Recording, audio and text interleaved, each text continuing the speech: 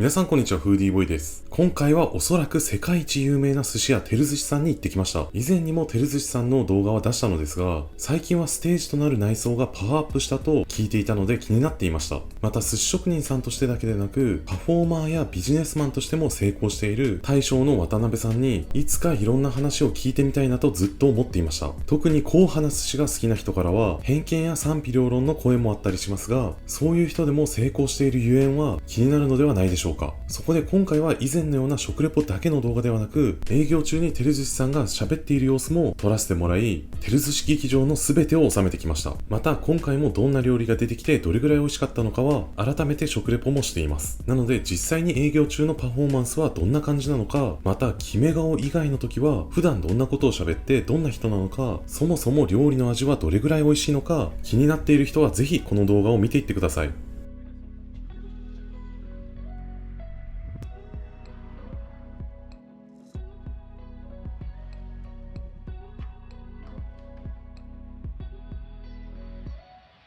今日はありがとうございます。今日ね、最後まで北九州の素晴らしい食材と世界で初めてショーアップされた新しい寿司で楽しんで帰ってください。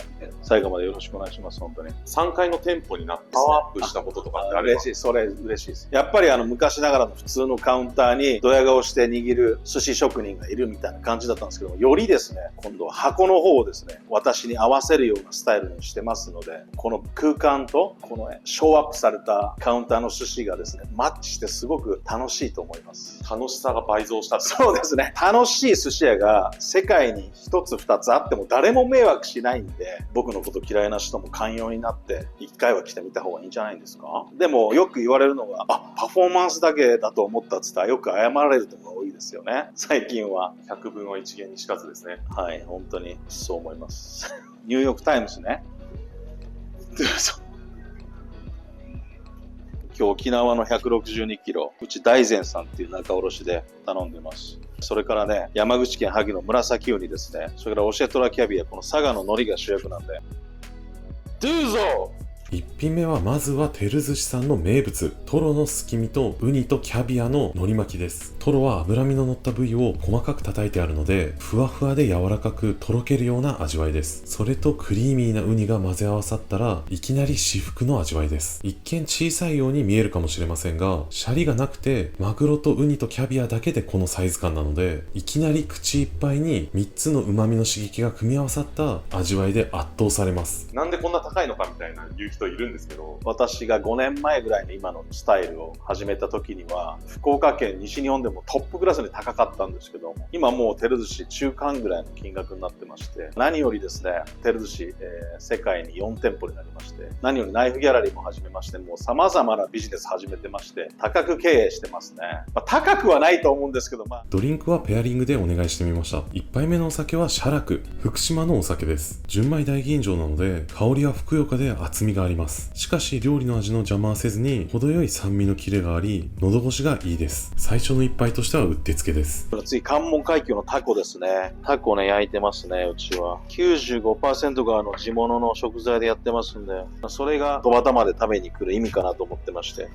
昔は本当に余市のあん肝とかボタンエビとかやってたんですけど、それはちょっと違うんじゃないかなって自分で思った時に、戸端本店がですね、本当に一番、僕のホームなんで、まずホームを知っていただいて、世界中でイベントがあったりする時に来ていただくとまた楽しめるんじゃないかと思ってます。戸端でやり続ける理由って何なんですか？一番欲しかった質問ですね。てるしは創業63年迎えてるんですけども、ほんの10年前まで僕がですね、並握り950円4人前握り近くの雀荘に配達するような寿司屋だったんですけども、私の代で少し野心が芽生えて新しい寿司をね作っていく上で徐々に作り上げて今があるんですけども、北九州で63年あり続けるっていうのは地元のお客様に愛されてきたからなので、戸端から世界へっていうのをすごく大きく掲げたんですけど、今世界から戸端へに変えてます。次はタコとタケノコ。これは香りと食感がすごかったです。タコはムチムチ、タケノコはシャキシャキで噛み応えがあります。そしてタコとタケノコの香り高さを噛み締めながら感じられます。本当に映えだけを意識している店だったら、こういう地味に美味しい旬の一品は出てこないでしょう。てる寿司さんは握りに入るまでの一品料理のクオリティと食べ応えがすごいです。次のお酒は鍋島。柔らかい口当たりで雑味が全くなく上品な味わいです。次に山口県仙崎で採れた海そうめんっていう海藻ですね。これをね、麺に見立てて、すごいコシのある麺で。それからですね、前回中津で採れたハマグリなんですけど、本ハマグリですね。日本にはですね、ハマグリが3、4種類あるんですけど、This is 本ハマグリね。だいたい2ハマはこれだったんですけど、今、朝鮮ハマグリが多いですね。これは本ハマグリ。次はハマグリのそうめん。ハマグリが肉厚でバカでかいので、ジューシーかつムチムチの食感と溢れ出る大量の旨味を存分に味わえます。そしてハマグリの身から出た甘い出汁のスープも絡めて食べると思わずため息が出るような染み渡る味わいです。今日山口県仙崎で採れた焼いとガツオですね。叩きじゃなくて香りだけまとわしてますね。マグロに匹敵する美味しさ。でさらにカツオのお出汁にマリネしてダブルスモーク。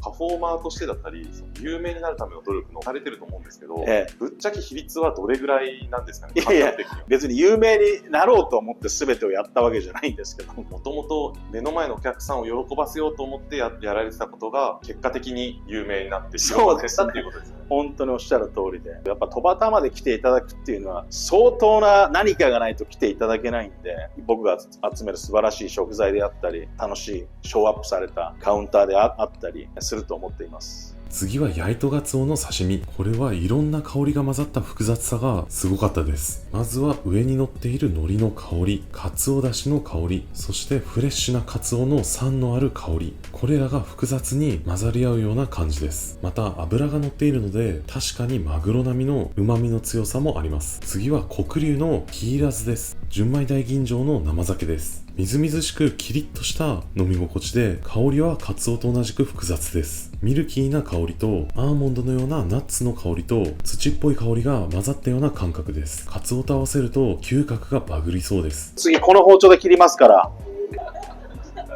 見て、このアワビ見て、これわかるよね。これキロものね。これ1キロあるよ。これすごいでしょ。これが美味しいわけ。まあもちろん北九州で採れた黒アワビです。マダカアワビね。香りがもうすごいんで、酒蒸ししちゃうと酒臭くなっちゃうんで、これはねなかなかないですから、この大きさ。これはねアナジャコ、シャコの仲間の芋ソースでどうぞ。次はアワビとアナジャコ。水で煮ているからか磯臭さはなくピュアな甘みの綺麗な味わいです。アナジャコは卵もあって肝ソースに絡めて食べると旨味の組み合わせがたまりません。そして甲殻類らしい香ばしい香りもあります。文字で採れた赤アマダイと裏文字っていうね、文字の裏で採れた渡りガニですね。だから世界中が好きな料理をちょっと考えてまして、やっぱとろっとサクッとカニ好きでしょ。全部好きで、しかもこの外さない鱗揚げね、アマダイの天ぷらだから崩しながら食べてください。世界中で握ってるから言うんですけど、世界中の人はやっぱりサクサクととろっとしたのが好きなんですよ。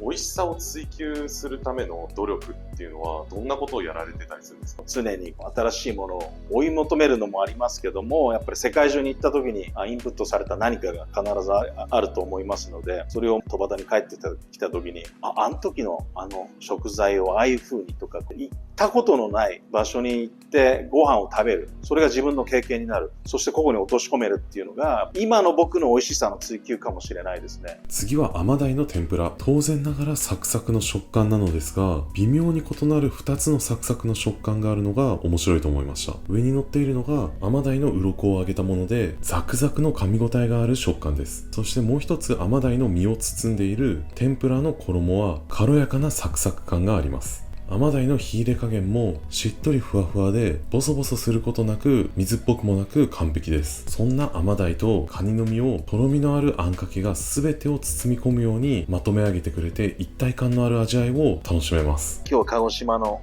黒毛和牛ヒレだけね頼むの大変なんですよ、本当ね。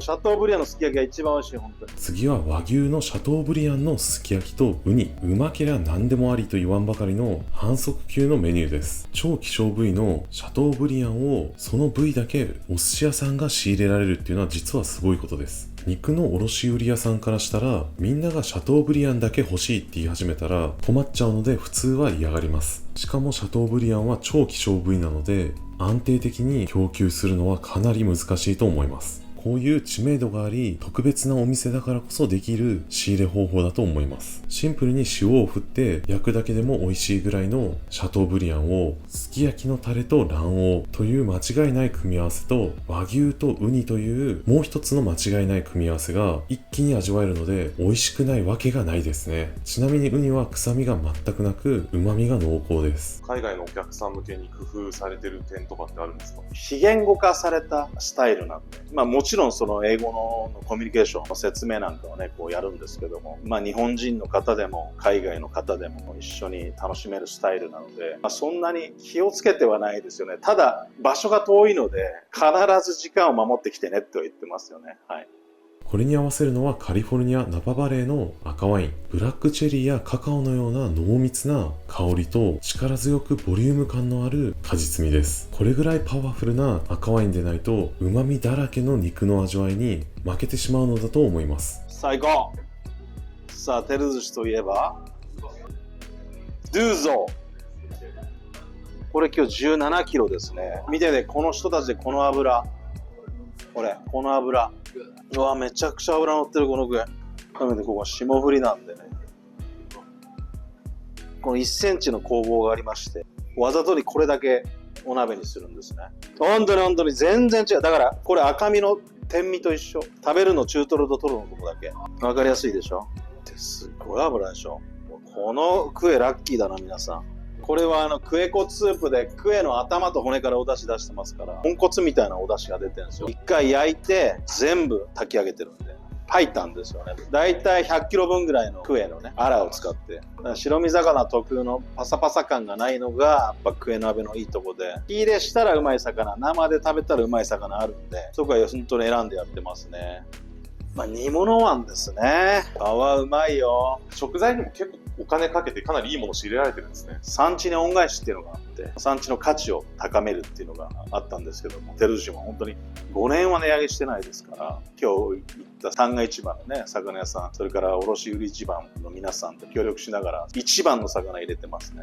つまみの最後にはクエ。バカでかいクエを調理するのはこちらの名物ですね。そして僕はここを超えるクエに未だかつて出会ったことがないです。何がすごいかというと、クエ自体の脂の乗りが半端じゃないです。しかもその中でもさらに脂が乗っている部位をお椀の中に入れてくれます。白身魚で悶絶するようなことは人生の中でもそう多くはないと思いますが、ここのクエは悶絶級にうまいです。しかも100キロ分ぐらいのクエのアラを焼いてコツコツとパイタンスープになるように煮込んだ出汁のスープは超濃厚でたまらないです。バカでかいサイズ感のクエを仕入れ続けるからこそできるここにしかない一品ですね。ここまででかなりのボリュームが出てきて、このクエの鍋で締めにして終わりと言われても満足するぐらいの食べ応えです。しかしこれからはいよいよ握りが出てきます。今もう裂きたてでね、焼きたてで準備してるんで、このね、油のこの持ったこのタレをこうかけるっていうね、蒸さないです。パリッパリでしょ。海苔佐賀の海苔で。ちなみにこちらのお店いつできたんですか？去年の10月にグランドオープンいたしまして、照寿司創業60年超えましたので、地元に再投資して、また戸端で頑張ろうと思ってこの店舗を作りました。握りの1貫目はうなぎバーガー。これも照寿司の名物です。昔はうなぎバーガーはコースの終盤の方にあったみたいですが、見ての通り出てくる食べ物の量が半端じゃないので、終盤だとこの名物にたどり着けないっていう人もいたみたいで、ずっしりくるパンチのある味わいですが、いきなり一発目からこれが出てきました。パフォーマンスのことだけ考えているのではなく、楽しんでもらえるための工夫をされているのはありがたいです。焼きたてで熱々のうなぎを一口でこれだけ一気に頬張れば美味しいに決まってます。しかし単にうなぎをたくさん食べているから美味しいというだけではなく、香ばしさとパリパリの食感もすごいです。海苔はパリパリになっていて、うなぎは皮目がパリパリに焼かれています。なのでふわふわでジューシーなうなぎの身を味わうと同時に何層にもなったパリパリとした食感と海苔と焼いたうなぎの2つの香ばしい香りを楽しめます。またシャリの酸味がうなぎのずっしりとした旨味をうまく調和してくれます。次の日本酒は関北斗、福岡県のお酒です。絞りたてでフレッシュな爽快感があって、うなぎでいっぱいになった口をリフレッシュしてくれます。このね、サバマジで照寿司のために選んでもらってる特別なサバなんで。次はサバ。通称バタフライです。超肉厚なサバで、筋目していると言っても、見ての通りほぼ生です。酸味は酸っぱく感じることはなく、角が取れていてまろやかです。味がね、めちゃくちゃうまいんで、関味、島味よりうまいんで。2階は今どうなってるんですか？ 2階はですね、いろいろコンセプトを変えながら、弟子が握ったりしてまして。じゃあコースの内容は3階と2階では全然違う？全然違います。下は1万5千円ぐらい、もう地元の方が来やすくしてるんですけど、まだ全然知られてないんで、これを機会にぜひ。次は関味。関味というのは大分で取れるもので、真味とはまた味わいが全然違います。水温の変化が少なく餌が豊富な海域で育つため、油の量が安定して多く、それでいて潮流も速い海域なため、筋肉質で身が引き締まっています。なので新鮮なコリコリとした弾力と同時に油のとろけるような感じも一緒に味わえるのが関味です。そんな関味を肉厚で惜しみなく握っているので、フレッシュな旨味で口いっぱいになって、コリコリと噛めば噛むほど油が溶け出して旨味がぐんぐん伸びてきます。これ対馬で取れたのどぐろね。下関の漁船が僕のためだけに選んでもらってます。次はのどぐろ。海苔で覆うようにして手巻きで出すことによって大量に溶け出すのどぐろの油を海苔が逃げていかないようにシャリと一緒に受け止めてくれるような感じになっています。のどぐろ自体の密質も最高で、ボソッとした感じや水っぽい感じは全くなく、ホロホロと崩れて溶かしバターのようにのどぐろの油が溶け出していきます。次の日本酒は赤ぶ。岩手県のお酒です。華やかな香りと酵母感のある旨味です。食べ応えのある握りと合わせるにはちょうどいいです。これ無前回地物の赤貝ですね。これ美味しい。次は赤貝。これもこちらの名物です。赤貝のサイズがバカでかいので、肉厚で甘みが強く、赤貝ならではのヘモグロビンの鉄分感と昆布のような磯の香りが混ざったような嗅覚への刺激も存分に楽しめます。しかもただでさえ肉厚な赤貝の身とシャリの間に赤貝の紐も挟んでもらいました。それによって赤貝のパワフルな味わいは倍増です。こんなマグロ扱ってるとこないって。この厚み見て。見て、こんないいマグロないんだよな、いいの。本当にねっとりした中トロみたいな赤身の漬けね。次は赤身の漬け。これだけ旨味が強いと酸味のある赤酢のシャリとの相性が抜群です。お口すっきりとしよう、ちょっと食えね。あんまりにも油乗ってたんで、いや本当に油感じるでしょ、かぼすでね。次はクエ。先ほどの同じ個体のクエを火入れした鍋のバージョンと生の握りのバージョンで食べ比べできるのは面白いです。爽やかな柑橘の香りの中に徐々にクエの油の旨味がじわじわと溶け出していくような感じです。なので最初は爽やかな味わいで、後から旨味の余韻がどんどん伸びてくるという感じです。シャリはもうものすごく小さく、これ車エビホットドッグつってますからね。次は車エビ。こちらもバカでかいサイズの車エビを1尾丸ごと握りにしています。これだけ大きくて肉厚だとエビの甘みと香りで口いっぱいになって、なおかつエビらしいプリプリの食感が存分に味わえるので最高に食べ応えがあります。エビ食べたい欲はおそらくこの1貫だけで満たされると思います。いやこれ平木っつって平貝、この厚さじゃないとホタテじゃない、これ平木なんで、柚子胡椒で。北九州はやっぱ平木文化なんですよ。次は平木、平貝とも言います。他ではありえないぐらいの厚切りです。普通はもっと薄切りにして出します。まるで貝のステーキにかぶりついているかのような感覚です。このマグロ本当に大当たり。めちゃくちゃトロンとしてツヤがすごくないですか。次は中トロ。このお店では主役級の破壊力抜群の一品が常に出続けてきますが、やはり寿司屋のメインはマグロだよねと思わせるような抜群のクオリティのものでした。油の旨味と程よい酸のバランスが完璧です。これがね、紫ウニね。この萩の紫ウニ。やっぱ地物のウニをね、食べれる場所に行くといいかもしれないですよね。ちょっと苦味もありつつ甘みもあるし、キレもいいみたいな。やっぱ海藻すごく食ってるんで。次はウニ。やはりこの辺の紫ウニは北海道の紫ウニとは全然味わいが違いますね。どちらがいいというわけではなく、バフンウニと紫ウニぐらい違いがあると個人的には思います。北海道の方は程よい水分量があってプルッとしていてとろけるような感じです。また昆布などの海藻類の磯の香りがするイメージで、一方九州の方の紫ウニはねっとり濃密でて水分量の少ないクリーミーさを感じます。そしてナッツのような芳醇な香りが漂います。当然ながらどちらも甘みと旨みが最高に強いです。ナッツのような特徴的な味わいをより際立たせるためには塩で食べるというのが正解かもしれません。派手な部分に目が行きがちですが、地道な部分で本当によく考えられています。このマグロ今日すごいわ。このマグロニンニクは使わないんですけど、玉ねぎで新玉。次は大トロ。筋っぽさはまるでなく、瞬時に口の中が油の小宇宙になり、脳を突き抜けていくような快感です。イカがね、これヤリイカなんですけど、よかったこのイカがあって。本当にだいたいそのイカの粒と米の粒一緒ぐらいに切ってますから。次はヤリイカ。どんなイカでもこれだけウニをたくさん乗せたら美味しくないはずがありません。もちろんウニのクオリティも抜群です。しかしイカの上にウニを乗せただけで終わりじゃないところがこの人のすごいところです。イカには無数の隠し包丁が入れてあって、切ったイカの表面がちょうど米粒と同じ大きさになるように計算されて隠し包丁が入っています。なのでイカとウニとシャリがよく混ざり合い、分断された味わいではなく一体感を楽しめます。分断された味わいだと別々に食べた方がいいよねとなってしまいますが、派手さの裏にこういう工夫があるのがすごいです。しかもこれだけ隠し包丁をイカに入れているということは、舌がイカに触れる表面積が多いということになり、それだけイカの甘さも引き出されていて、ウニに負けてイカの美味しさがなくなるということはなかったです。そして最後の握りはキス、カボスを使っていて、さっぱりとした締めくくりにちょうどいいです。その後はエビの香りが強い玉、デザートにはいちご大福が出てきて終わりです。最後に、今後、照寿司さんがはい目指しているところや、素晴らしい。今後やりたいことがあれば、ぜひ教えていただきたいんですけど、何かありますか？日本人で初めてサウジアラビアのリヤドにですね、フランチャイズで寿司屋出したんですけども、初めてのね、海外店舗、今実際弟子が2人握ってるんですけども、今もですね、たくさん世界からのオファーいただいてますので、そこを一つずつ大切にですね、作っていこうと思ってます。やっぱり僕はね、ビジネスマンとしても成功したいので、今作れたこのブランドをですね、世界中に展開していきたいなっていう野望がありますね。来たこともないのに、いろいろ言う人、ネット上にはいるんですけど、はいそんなアンチに向けて一言あれば。開示請求するぞ。ごちそうさまでした。ありがとうございました。